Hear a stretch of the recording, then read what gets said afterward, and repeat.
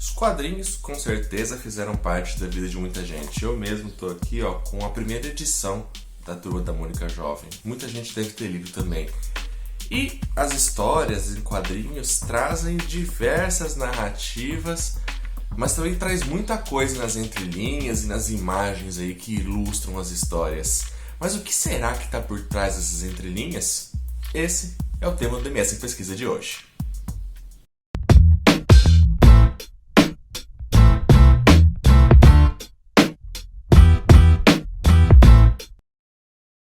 Revistas de quadrinhos com certeza já passaram pelas suas mãos ao menos uma vez na vida. Muito relacionados às crianças, os quadrinhos têm nos últimos anos ganhado novos campos e públicos, mas essa ideia de que HQs são apenas para o público infantil tem história. Durante os anos 50, editoras dos Estados Unidos criaram um selo de qualidade e censura para os quadrinhos, já que o governo da época julgava que as revistas geravam delinquência nos jovens. Isso foi um desestímulo para os criadores da época, que se limitavam a publicar histórias infantis ou infantilizar as que existiam, como o Batman. Com os anos, vários formatos foram surgindo e essa autorregulamentação acabou caindo. Cartoons, mangás, graphic novel, comics em muitos formatos começaram a surgir e, de certa forma, retratarem suas realidades e registrarem a história, mesmo que nas entrelinhas. Com uma pluralidade de universos, surgiu também o interesse da ciência em investigar aquilo que as HQs entregavam aos leitores. Um grupo dedicado a esse assunto chegou a ser criado na UEMS de Campo Grande em 2012. É o NUPEQ, Núcleo de Pesquisa em Quadrinhos. É um grupo de pesquisa cadastrado no CNPq. Então, nós fazemos pesquisa em relação à arte dos HQs. E aí isso envolve a relação das HQs com variadas temáticas da sociedade, questões ligadas, por exemplo, à inclusão, à etnia, por exemplo, outras disciplinas, como as humanidades, né, psicologia, antropologia, história. Então, o NUPEQ ele age como pesquisa de vários tipos de HQs ligados aos temas da área de letras, especificamente, né, e também do cruzamento da área de letras com outras áreas aí dos saberes. A multidisciplinaridade possível a partir da pesquisa em quadrinhos chamou a atenção de Thales, que desde 2016 faz parte do núcleo. Mais de 90% da cultura pop, ela acaba nascendo, tendo uma grande, forte influência dos quadrinhos, né? Então, acho que foi um momento bem interessante. Eu falei, oxe, nem sabia que dava para fazer isso. Usar a linguística, que é uma ciência que estuda todas as manifestações, os aspectos da linguagem, da comunicação, em vários sentidos, e ainda de quebra usar quadrinhos como sua fonte, o seu corpus, né? Então, assim, achei que quando eu conheci o Nathaniel foi exatamente essa sensação de, nossa, e dá para fazer isso, deve ser muito bom. Incentivar a leitura dos quadrinhos, né? Claro, em primeiro plano, incentivar toda e qualquer leitura, mas especificamente a dos quadrinhos, e também os estudos acadêmicos e científicos para que as pessoas possam produzir em cima dos quadrinhos, né? Existem várias dinâmicas, oportunidades, áreas que podem ser investigadas de N maneiras diferentes, né? Você pode ser... Vou dar até um exemplo, que é o Capitão América. Você pode estudar ele pela biologia, pela física, pela química, pela história, geografia. Você pode estudar através de qualquer disciplina, qualquer área. Você vai pegar ali, do que é feito o escudo do Capitão América, qual que é o soro do super soldado, em que ano, né, que se passou a origem do Capitão América, que está atrelada a eventos históricos, como, por exemplo, a Segunda Guerra Mundial. O uso que se faz dos quadrinhos na pesquisa, não interessa se quadrinhos adultos ou infantil. Na verdade, por exemplo, você pode pegar Chico Bento e trabalhar questões ligadas à língua, né, a língua oral, a uma variante linguística, né? Então, assim, as temáticas dentro dos quadrinhos são muito variadas, né? Então, nós fazemos pesquisa a respeito dessa produção, não só a produção nacional, mas também estrangeira, né? Universal. Com a chegada da pandemia, os encontros presenciais acabaram inviabilizados, mas não os debates. Ocuparam o YouTube, e hoje já possuem centenas de vídeos já publicados e a estrear discutindo HQs. Todos participam das conversas e interagem com o público nas lives. Thales é um dos que mais apresenta os vídeos no canal do Nupec. Quando você demonstra que você pode juntar ciência e quadrinhos, você acaba abrindo uma porta nova. E a gente foi demandando no canal, aproveitando que a gente não poderia estar pessoalmente, como era feito, né, antes da pandemia, a gente começou a falar, vamos produzindo e divulgando, espalhando a maneira que for possível, né? Então, engraçado que o resultado foi sempre muito positivo, porque mesmo com não encontrar as pessoas pessoalmente, elas acabam acessando os nossos conteúdos, vão assistindo, vão tendo um retorno, vão manifestando várias formas de interesse em vários títulos de quadrinhos diferentes ou até em várias linhas de pesquisas diferentes. Para Daniel, que é um dos líderes do grupo, o Nupec tem um grande legado de pesquisas produzidas, nas mais diversas disciplinas, mas também deixa o canal do YouTube como um grande veículo de popularização da ciência. Dado um efeito muito grande para aquilo que a gente sempre imaginou que seria o papel da universidade, que é sair dos seus muros, né, e fazer uma divulgação científica. Então, o canal do Nupec tem uma linguagem dinâmica, ele é para a população como um todo, né, apesar de ser pesquisa, ele não é só para pesquisadores, né? É para o canal do Nupec que você fala sobre pesquisa com uma linguagem em que a população, né, como um todo, inclusive não acadêmica, ela vai compreender. Né? Então, são entrevistas dinâmicas e é aquilo que a gente chama na Universidade de Divulgação da Ciência. Pega com esses conteúdos científicos muito profundos e divulga, né, para a população como um todo, para que ela tenha também esse conhecimento produzido na universidade. Esse é um grande legado também do Nupec. As pessoas começam a entender, né, certas coisas que o mundo dos quadrinhos, né, sempre tem aquela frase, isso aí não tá no gibi. É difícil algum tipo de história ou releitura ou retratação, né, do nosso mundo não estar representado nos gibis. Né? Então você vai acabar encontrando muita coisa e ao entender, você vai vendo que as pessoas não voltam a ser o que elas eram antes, elas vão sempre crescendo e evoluindo cada vez mais em conhecimento e saber. Essa é acho que a nossa grande jornada com o canal do Nupec.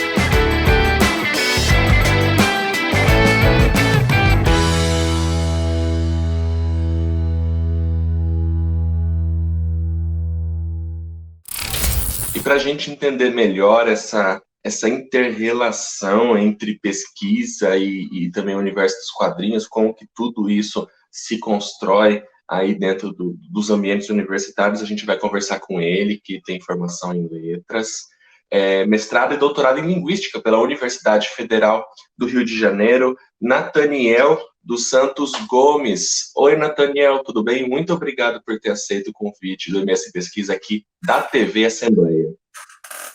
Tiago, obrigado pela oportunidade de divulgar o trabalho, pelo convite. Eu estou aqui à disposição para a gente poder conversar um bocado. E tem bastante coisa para a gente conversar mesmo, né? Eu sempre falo muito com quem a gente conversa aqui no MS Pesquisa que o que as pessoas acabam investigando em qualquer área tem muito a ver com o gosto pessoal também, né? Isso acho que até torna o processo de pesquisa muito mais fácil, muito mais prazeroso também. Partindo disso, eu queria perguntar como que surgiu o seu interesse pelas HQs?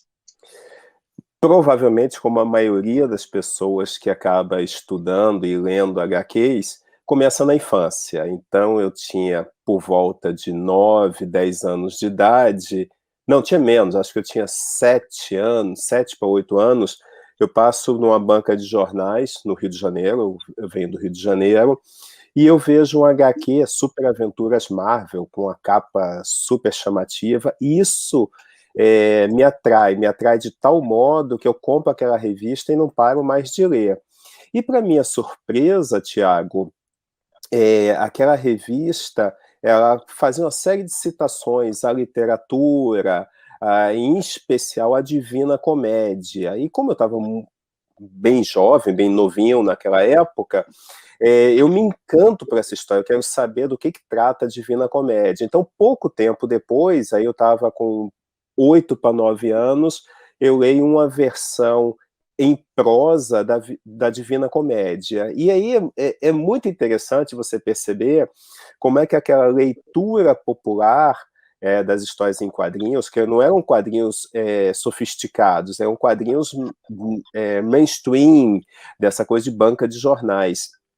Então, como é que eles foram capazes de despertar uma série de leituras que eu não conhecia? Então, meus colegas na escola não tinham a mínima ideia do que era Divina Comédia, viagem no espaço, multiverso, essa coisa tão comum na ficção científica, e eu já estava falando sobre isso. Então, estava me abrindo um leque de leitura imenso. Então, a pesquisa começou, não nesse momento, mas o gosto pela leitura, sim, que me levou para outras leituras, inclusive, tá? Não só os quadrinhos, mas outros tipos também.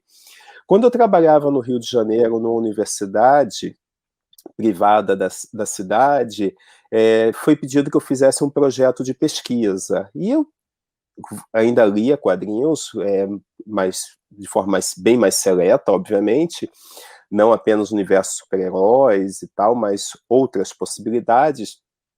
E aí eu submeti um projeto na minha área de pesquisa de mestrado e doutorado, que é de línguas indígenas. E esse projeto não foi aceito. Eles pediram que eu submetesse novamente um outro projeto, mais no perfil da universidade, e eu imaginei que novamente não seria aceito. Aí eu falei, vou chutar o balde, vou pegar um hobby e vou investigar, que são os quadrinhos. E, para minha surpresa, foi aceito. Foi a relação dos quadrinhos e a inclusão, depois quadrinhos e educação, quadrinhos como suporte para a sala de aula. Então, eu desenvolvi uma série de projetos, e isso tem mais de 15 anos. De lá para cá, eu não parei mais de investigar os quadrinhos. Pois eu até te perguntar isso agora, você acabou pincelando um pouco, Nathaniel, sobre esse seu start aí para começar a pesquisar os quadrinhos. Você falou que chutou o balde, né, já que sua primeira ideia havia sido rejeitada aí pela universidade, mas que isso acabou se encampando depois e você decidiu continuar nesse rumo, tanto que quando veio Mato Grosso do Sul, trouxe isso consigo. Exatamente. E o que é curioso, Tiago, como eu disse, minha área de formação de mestrado e especialização, mestrado e doutorado, é em línguas indígenas brasileiras. Eu vim com a intenção de estudar as línguas indígenas de Mato Grosso do Sul. Fiz o concurso exatamente para isso. E criei um grupo de estudo, um núcleo de pesquisa de línguas, mas o que chama mais atenção nas minhas pesquisas, o que dá mais visibilidade, então, por isso eu também estou aqui no programa, não é a pesquisa em línguas indígenas, mas em quadrinhos, que coincidiu com o momento do cinema estar retomando os quadrinhos, dar maior visibilidade. Então, quase sempre me chamam para falar sobre quadrinhos e sobre línguas indígenas, curiosamente não. Talvez tenha um apelo maior, então eu acho que foi nesse sentido. Eu vim querendo trabalhar com línguas indígenas, mas o que atrai o público, de um modo geral, é essa coisa inusitada de estudar quadrinhos na universidade. Pois é, esse inusitado aí que o senhor falou, que inclusive é algo aí de vários projetos de pesquisa dentro da comunicação, para entender os critérios de noticiabilidade, acho que os quadrinhos acabam se encaixando aí nessa situação. Professor, só para a gente, para quem não conhece tanto, eu também sou uma pessoa que não conhece tanto, são alguns tipos de histórias em quadrinhos, né? Também para a gente só introduzir mais um pouco. Tem, acho que as de romance, que acho que é novel romance, o nome não sei se é correto. Graphic Qual é? novel, Thiago. Graphic novel, ou seja, novela gráfica. É um termo que, na verdade, se popularizou com um desenhista chamado Will Eisner, mas é um termo que já existia, não tão popular na Europa, com quadrinhos feitos, eu vou colocar entre aspas, tá? Quadrinhos para adultos. O exemplo talvez mais emblemático seja Barbarella, que é um quadrinho francês, voltado para um público adulto, com muitas nuances de erotismo, não de pornografia. Então, é um quadrinho mais para adulto. A gente tem as superaventuras, que começam lá com o Superman, nós temos as tirinhas, temos os quadrinhos de humor, tem o jornalismo em quadrinhos, com o Joe Sacco, por exemplo, que sai pelo mundo fazendo reportagens, mas faz em formato de quadrinhos. Tem as biografias, como Persépolis, você tem o gênero memória, como Maus, ou seja, tudo que você encontra no jornalismo, na literatura e outras possibilidades, você vai encontrar nos quadrinhos também. Então, a graphic novel que você citou, Tiago, é essa tentativa de sair desse universo de super-heróis, de coisa mais aparentemente infantil, mais mercadológica, para desenvolver uma obra que se sustenta por si só, que é esse tipo de coisa que o Will Eisner fez. E aí lança Um Contrato com Deus, que é essa obra, que quem quiser conhecer vale muito a pena, que são histórias recheadas de poesia, de emoção, diferente daquilo que a gente encontra normalmente nas bancas de jornais, que é puro entretenimento. A obra de Will Eisner, por exemplo, ela mexe conosco, é aquela coisa que tira o sono. Você lê e fala assim, o que aconteceu aqui? Tem esse tipo de impacto, Tiago. Bom, e diante desse universo bastante diversificado que você comentou agora, professor, existem várias linhas de pesquisa possíveis a partir aí desses diversos formatos, né? As possibilidades do estudo dos quadrinhos são praticamente infinitas. Vale a pena entender, Tiago, que a história em quadrinhos ela existe por si só. Ela já é classificada como a nona arte. Então você tem fotografia, literatura, arquitetura, música e etc. Um pecado que eu vejo que é muito recorrente é gente tentar utilizar os quadrinhos comparando, por exemplo, com literatura. Ou seja, por que isso acontece? Porque muita gente imagina que o quadrinho não tem existência autônoma. Então ele precisa de uma outra arte, de uma outra coisa para que ele possa ser estudado. Então você tem, que é legítimo, tá? Estudar quadrinhos e literatura, quadrinhos na educação, mas aí é raro você encontrar os quadrinhos sendo estudado como objeto autônomo.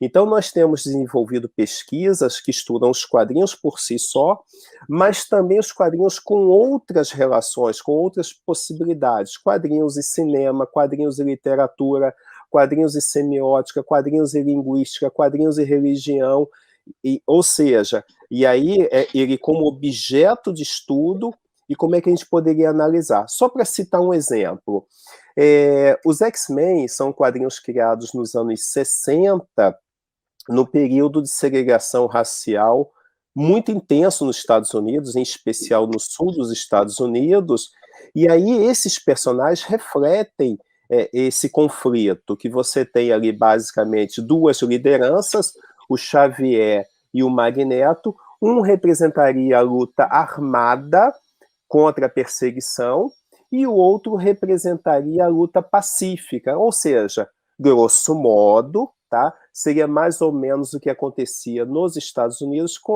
representado pelo Martin Luther King e o Malcolm X, duas formas de lidar com o preconceito racial.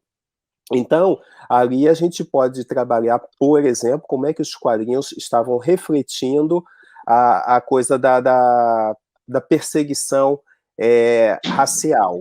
Além disso, tem uma história dos X-Men chamada Deus Ama, o Homem Mata, que trata basicamente de um televangelista que persegue os mutantes como se eles, usando como base o texto bíblico, usando a religião como instrumento de perseguição. Ou seja, olha as interfaces que nós podemos desenvolver aqui. São várias mesmo, eu queria tocar justamente nesse ponto, mas a gente agora vai fazer uma pausa aqui no MS Pesquisa, a gente vai para um rápido intervalo e já volta.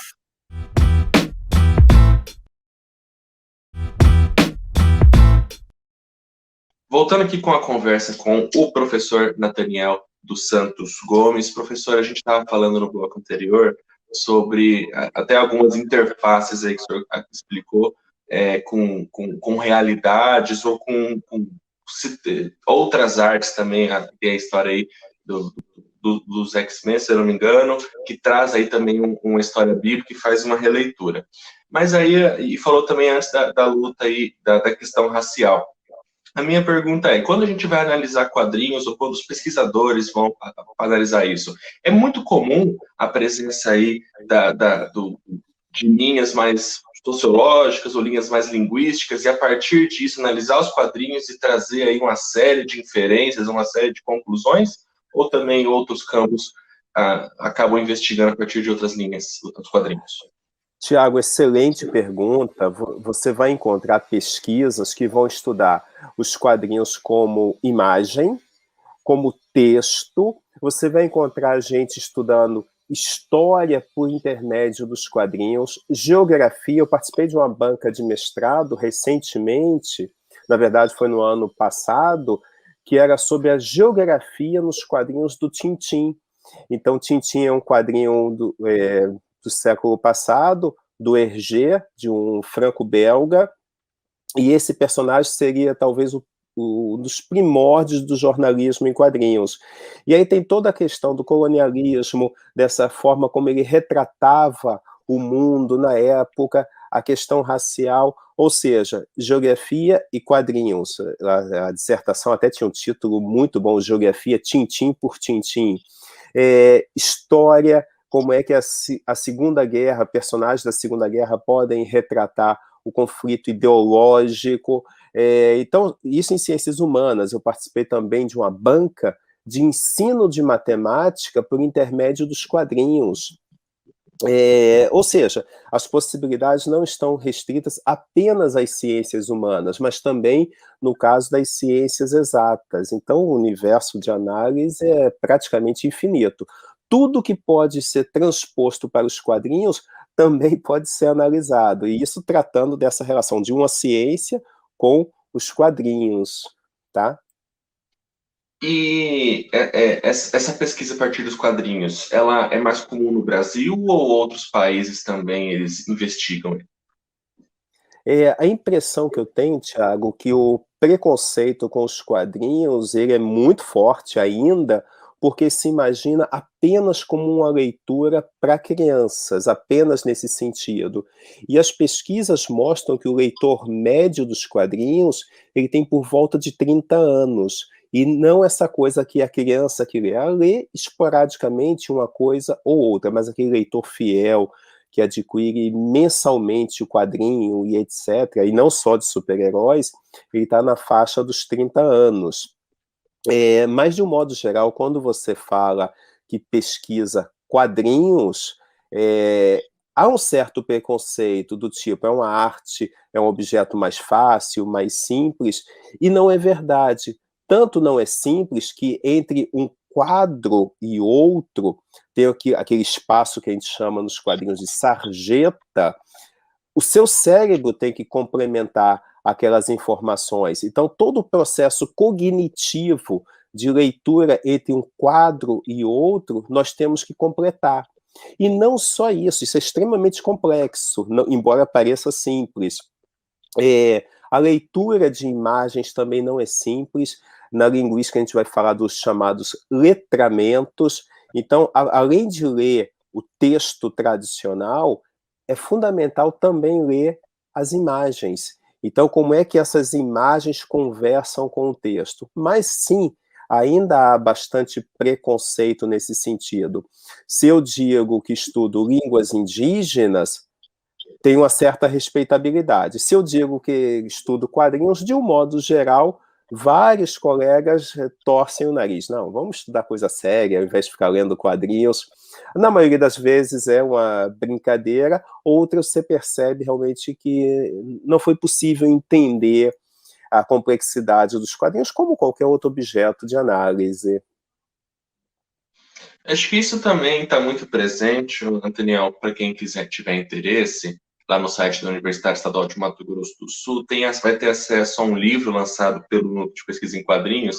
Eu não li na íntegra, mas já li uma boa parte, que é o Isso é um Trabalho para os Quadrinhos, né? Acho que o título é esse, se não tiver, né, Daniel? E já no primeiro capítulo, que é de autoria sua, já traz um pouquinho desse histórico. A gente até viu na reportagem que antecedeu aqui a nossa entrevista, esse histórico aí dos quadrinhos e justamente dessa infantilização que decorreu de todo um processo histórico, em especial lá nos Estados Unidos. E justamente agora de processo histórico que eu queria falar. Você falou que os quadrinhos eles estão abertos para as mais diversas análises, a partir das mais diversas perspectivas. Mas dá para dizer que assim os papéis tiveram os quadrinhos tiveram um papel muito importante também ao retratar realidades ao longo do tempo, ao traduzir a história. A gente pega um quadrinho dos anos 70, vou saber mais ou menos o que acontecia naquela época se eu fizer talvez uma análise de discurso ou alguma coisa nesse sentido. 80, eu já vou ter uma outra percepção. É possível também dizer isso, que os quadrinhos eles refletiam a sociedade de suas épocas? Talvez mais rápido do que qualquer outro suporte, Tiago, porque para você produzir um livro, leva-se bem mais tempo e o acesso ao livro não é igual das histórias em quadrinhos. O quadrinho reflete muito rapidamente a questão das drogas, por exemplo, nos anos 70, você tem um quadrinho do Homem-Aranha que trata da questão do combate às drogas, você tem um outro do Lanterna Verde, do Arqueiro Verde, que ele sai pelo interior dos Estados Unidos e o ajudante do Arqueiro Verde, ele se torna um viciado em drogas, ele tem esse problema. Então acaba refletindo questões, como eu citei há pouco, do preconceito racial, religioso, isso vai aparecer nos quadrinhos. Então o que está acontecendo naquele momento, as editoras elas trazem para os quadrinhos. Então você tem esse tipo de reflexo. O atentado de 11 de setembro, poucos meses depois da tragédia, saiu um quadrinho do Homem-Aranha com a capa toda preta, que retratava exatamente isso, o atentado ocorrido em Nova York. Então isso refletia uma edição com pouquíssimas falas, muito tensa, que os personagens, os heróis estão assustados e não terem conseguido impedir o atentado. Então não tenha dúvida, os quadrinhos, exatamente por essa mídia da cultura de massa, vão refletir muito rapidamente o que está acontecendo. Só para finalizar essa resposta, Tiago, Umberto Eco, ele vai investigar os quadrinhos naquele famoso livro dele, Apocalípticos Integrados, e ele faz críticas pesadas ao Superman, mas, por outro lado, ele coloca que o Peanuts, aqui no Brasil mais conhecido como Snoopy, a turma do Charlie Brown e tal, é um microcosmos de uma profundidade que ele se surpreende com isso. Então está refletindo essa ideia norte-americana do herói, só que ali o herói não é aquele que se dá bem, mas é aquele que é o exemplo da falta de sucesso. Então, nenhuma vez o Charlie Brown consegue chutar a bola de Super Bowl, porque a Lucy sempre tira a bola do pé dele. Então, aquele herói azarado, o avesso, um anti-herói, é uma outra perspectiva. Então, está refletindo aquele modelo de sucesso, mas ao avesso. Então, a história em quadrinhos tem esse potencial, sem dúvida. É isso aí. Bom, mais uma pausa aqui no MS em Pesquisa, a gente já volta.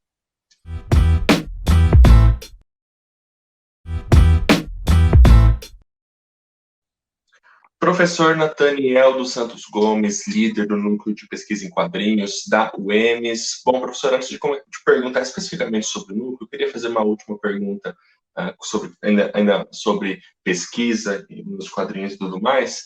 O senhor falou agora há pouco que muitas vezes os quadrinhos não são reconhecidos como uma arte, né? Até porque, aliás, e são a nona arte e não são reconhecidos como tal. Eu queria fazer uma pergunta. Nós falamos agora um pouco sobre mediação de realidade, o papel dos quadrinhos nesse sentido de retratar as realidades. Agora eu queria fazer uma pergunta sobre remediação. Os quadrinhos, é presente neles, há linhas de pesquisa sobre isso que falam que os quadrinhos pegam outras artes e remediam e dão o seu toque final ali para entregar para o leitor? Por exemplo, Tiago, a chamada pop art, ela tem influência dos quadrinhos, ela surge ali dos quadrinhos, daquela estética super colorida, exagerada, lá dos anos 60, tem influência dos quadrinhos. Não só isso, mas você pegar história, geografia, que eu citei há pouco, e dar uma versão artística, pegar a literatura e transpor para os quadrinhos, também são outras possibilidades que nós podemos encontrar.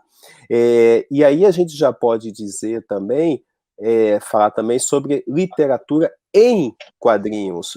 Há pouco tempo surgiu, quer dizer, pouco tempo é a forma de dizer, começou a se popularizar a poesia em quadrinhos, e aí você junta a poesia tradicional, que nós conhecemos, o poema, e agora traz para o suporte dos quadrinhos. Então surge uma terceira coisa, que é a poesia em quadrinhos. Não é só poesia, não é só quadrinhos, agora você tem poesia no suporte dos quadrinhos.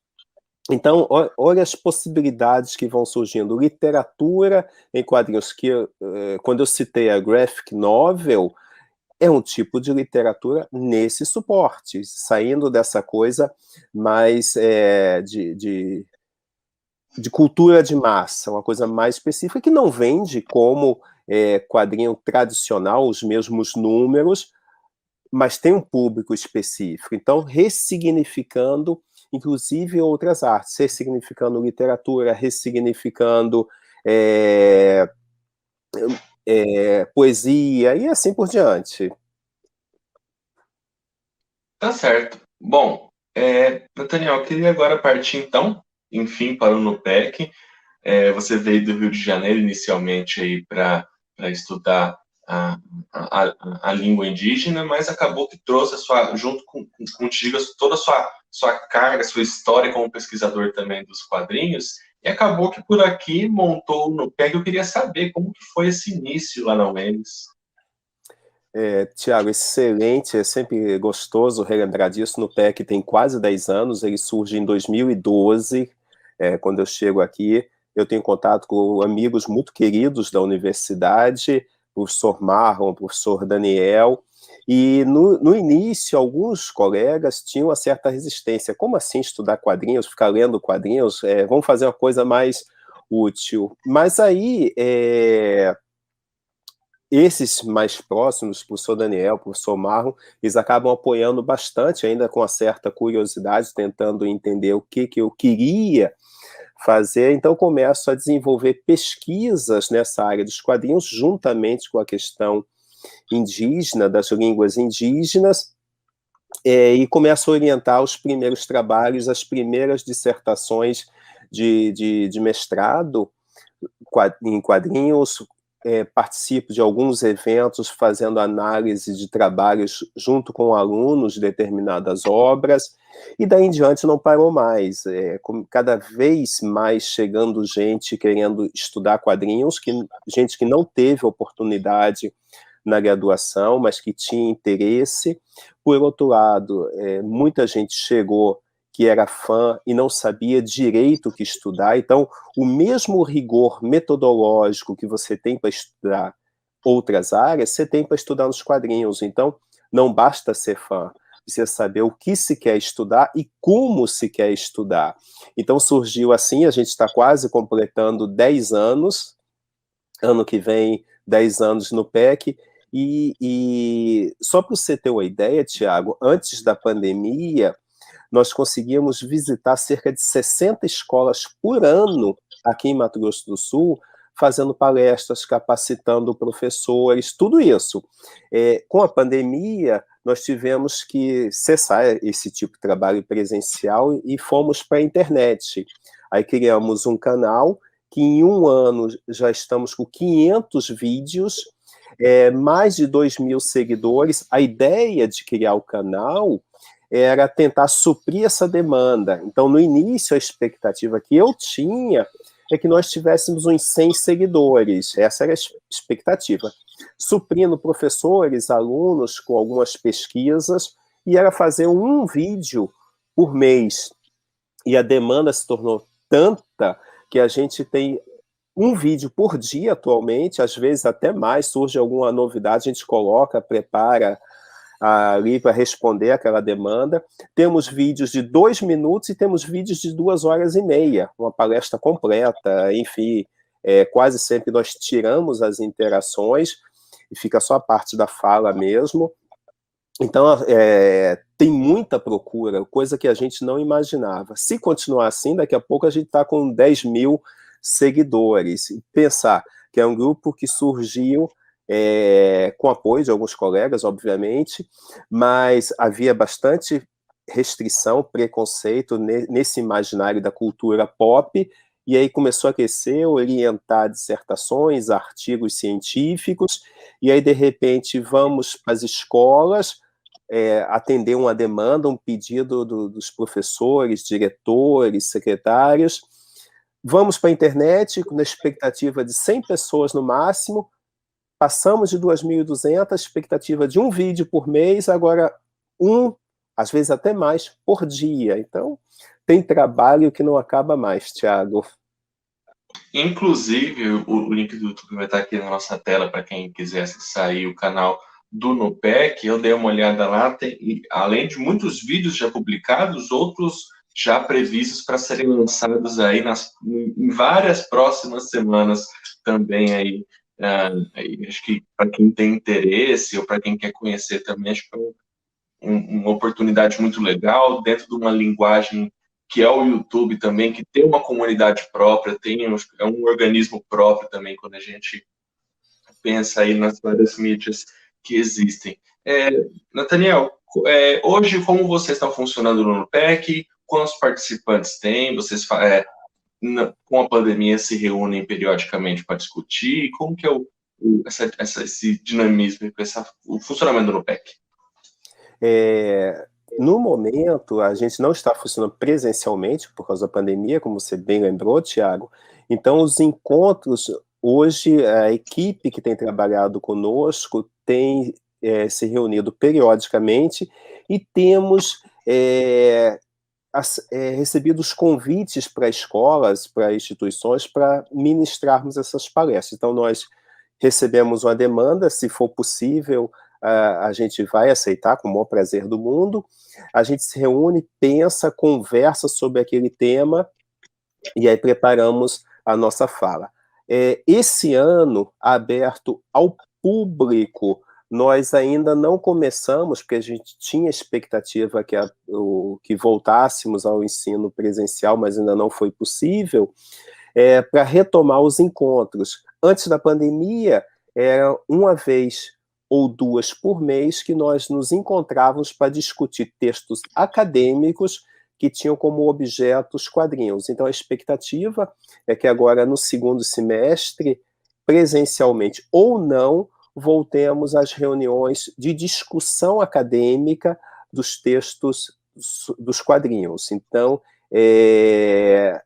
no momento, a equipe está mais voltada a essa coisa de servir, de atender às demandas, do que essa reunião aberta como nós fazíamos. Então, antes disso, a gente fazia essas reuniões, aí você reunia numa sala, naquele período, entre os turnos, e aí, às vezes tinha 40, 50 pessoas, principalmente nas primeiras reuniões, gente querendo entender como é que é essa coisa de estudar quadrinhos na universidade. Para a gente encerrar, Daniel, planos futuros do Nupec? Além de dominar o mundo, tipo Pink Cérebro, não, na verdade, independente da brincadeira, a gente acabou se empolgando bastante com essa coisa do canal no YouTube, que nunca foi a nossa intenção, e temos trazido pesquisadores do Brasil inteiro, além de artistas. Já nos tornamos o maior canal no YouTube de pesquisa acadêmica nos quadrinhos. Como eu disse, são 500 vídeos já postados, alguns ainda vão estrear. Então, nenhum outro grupo de pesquisa teve essa ousadia de fazer um acervo dessa forma, de pesquisadores, artistas, textos, palestras, nesse volume. Então, a nossa pretensão é pegar os maiores pesquisadores do Brasil, fazer um vídeo com eles sobre sua pesquisa e ter esse acervo disponível para o público. E, obviamente, terminando esse período da pandemia, voltarmos a palestras na escola, mini-cursos, capacitações para professores e alunos. O sonho da gente é mostrar que quadrinhos não é coisa só de criança, mas também de criança, mas não só isso, existem outras possibilidades, e sonhar de ver cada vez mais pesquisas nas universidades tendo como objeto as histórias em quadrinhos. Esse é o nosso sonho, nossa pretensão. É isso aí, inclusive você falou agora de trazer para o YouTube as pesquisas, né? Então, de certa forma, também a NUPEC cumprir um papel de divulgação científica tão importante, acho que ainda mais importante nesse momento aí que a gente está passando. Bom, para quem está acompanhando o MS Pesquisa, nós acabamos de conversar com o Nathaniel dos Santos Gomes, ele que tem formação em letras, é líder, professor da Universidade Estadual de Mato Grosso do Sul e líder também do NUPEC, Núcleo de Pesquisa em Quadrinhos, a quem eu agradeço pela participação. Muito obrigado, Nathaniel. Obrigado. Agradeço demais a oportunidade, Thiago. Sempre que quiser, estamos às ordens. E quem tiver interesse pode entrar em contato conosco, que teremos o maior prazer do mundo em tentar suprir a demanda pedida. Muito obrigado mais uma vez. Bom, esse foi o MS em Pesquisa, aqui na TV da Assembleia Legislativa de Mato Grosso do Sul. Você acompanha o nosso programa ao longo da programação da TV Assembleia no canal 9 do Cabo, em Campo Grande e também lá em Dourados, mas também estamos lá no YouTube, é só pesquisar por Assembleia Legislativa de MS, que você acompanha todas as outras edições do MS em Pesquisa, todos os outros programas da TV Assembleia e também as sessões plenárias e reuniões dos deputados estaduais. Muito obrigado pela sua companhia. Até a próxima. Tchau.